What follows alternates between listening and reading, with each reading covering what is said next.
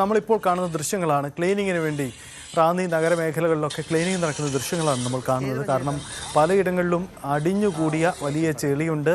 ഇന്നലെ വലിയ വെള്ളക്കെട്ടായ പ്രദേശങ്ങളാണ്. വ്യാപാരികൾക്ക് വലിയ നാശനഷ്ടമുണ്ടായി എന്നതാണ് സാഹചര്യം.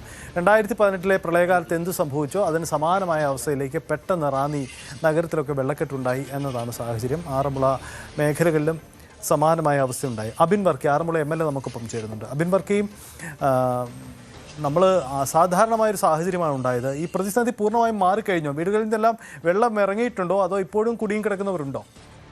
ഒരിക്കലുമില്ല. ഇപ്പോൾ ആറന്മുളയെ സംബന്ധിച്ചിടത്തോളം ഇപ്പോഴാണ് ഫ്ലഡഡ് സിറ്റുവേഷൻ. കാരണം റാന്നിയിൽ നിന്ന് വെള്ളം ഇറങ്ങുമ്പോൾ ഇപ്പോഴാണ് ഫ്ലഡഡ് സിറ്റുവേഷൻ ഉണ്ടാകുന്നത്. ഇപ്പോൾ റെസ്ക്യൂ നടക്കുകയാണ്, മറ്റു കാര്യങ്ങൾ നടക്കുകയാണ്. ഇപ്പോൾ മന്ത്രി ശ്രീ PC വിഷ്ണുനാഥിന്റെ നേതൃത്വത്തിലുള്ള ഒരു മീറ്റിംഗ് ഇപ്പോൾ തിരുവല്ല താലൂക്ക് ഓഫീസറുമായി ബന്ധപ്പെട്ട് നടന്നുകൊണ്ടിരിക്കുകയാണ്. ഇതുമായി ബന്ധപ്പെട്ടുകൊണ്ടുള്ള അദ്ദേഹം 2 ദിവസമായി ക്യാമ്പ് ചെയ്ത് ഇവിടെ കളക്ടറും ബാക്കി എല്ലാവരും ഉണ്ട്. അപ്പൊ അതിന്റെ മീറ്റിംഗ് നടന്നുകൊണ്ടിരിക്കുകയാണ്.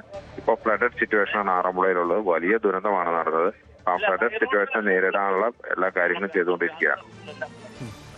അതായത് ഈ കൂടുതൽ റാന്നിയേക്കാൾ കൂടുതൽ താഴ്ന്ന പ്രദേശമാണ് ആറന്മുള. അപ്പോൾ വെള്ളം അവിടേക്ക് എത്തുമ്പോൾ പ്രതിസന്ധി ആ രീതിയിൽ ഉണ്ടാവുകയാണ്. അപ്പോൾ വീടിൽ കുടുങ്ങിയവരെയൊക്കെ മാറ്റേണ്ടി വരുന്നുണ്ടോ? അങ്ങനെയും അവസ്ഥ നടക്കുന്നുണ്ടോ? പൂർണ്ണമായിട്ടും 25ഓളം ക്യാമ്പുകളാണ് ആറന്മുള അസംബ്ലിയിൽ മാത്രം പ്രവർത്തിക്കുന്നത്. വീടുകളിൽ കുടുങ്ങിക്കിടക്കുന്നവരെ മുഴുവൻ മാറ്റുകയാണ്. വലിയ ദുരന്തമാണ്. നമ്മൾ റാന്നിയിൽ നിന്ന് പെട്ടെന്ന് വെള്ളം ഇറങ്ങും, പക്ഷെ ആറന്മുളയിൽ 1.5 ദിവസമെങ്കിലും എടുക്കും അത് ഇറങ്ങാൻ. കാരണം അതിന്റെ ജോഗ്രഫിക്കൽ പ്രത്യേകതയാണ്. അപ്പൊ അതുകൊണ്ട് ആ കാര്യങ്ങൾ ശ്രദ്ധിച്ചുകൊണ്ടിരിക്കുകയാണ്. ഇപ്പോൾ നടക്കുന്ന പ്രവർത്തനത്തിന് പുറമെ മറ്റെന്തെങ്കിലും റെസ്ക്യൂ സംവിധാനങ്ങൾ അവിടെ ഒരുക്കേണ്ടി വരുമെന്ന സാഹചര്യമുണ്ടോ? അങ്ങനെ വിലയിരുത്തിയിട്ടുണ്ടോ നമ്മൾ? അല്ലാതെ NDRFന്റെ അധിക സംഘങ്ങളും ഒക്കെ കൊച്ചിയിൽ നിന്നും തിരുവനന്തപുരത്ത് വന്നിട്ടുണ്ട്. ഫയർഫോഴ്സിന്റെ സംഘങ്ങൾ വന്നിട്ടുണ്ട്. ഇന്നലെ റാന്നിയിൽ കോൺസെൻട്രേറ്റ് ചെയ്ത ഫയർഫോഴ്സ് അംഗങ്ങൾ ആറന്മുളയിലേക്ക് കോൺസെൻട്രേറ്റ് ചെയ്തിട്ടുണ്ട്. അങ്ങനെ കാര്യങ്ങളെല്ലാം ചെയ്യുന്നുണ്ട്. നമ്മൾ എല്ലാം നോക്കി ചെയ്തുകൊണ്ടിരിക്കുകയാണ്.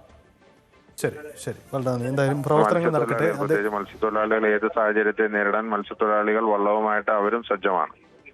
Okay okay okay okay yes, അദ്ദേഹം സൂചിപ്പിച്ചതാണ്, അബിൻ വർക്കി സൂചിപ്പിച്ചത്. ആറന്മുള കൂടുതൽ താഴ്ന്ന അപ്പർ കുട്ടനാടിൻ്റെ പ്രദേശങ്ങളുമായി ചേർന്ന് നിൽക്കുന്ന സ്ഥലമാണ് ആറന്മുള.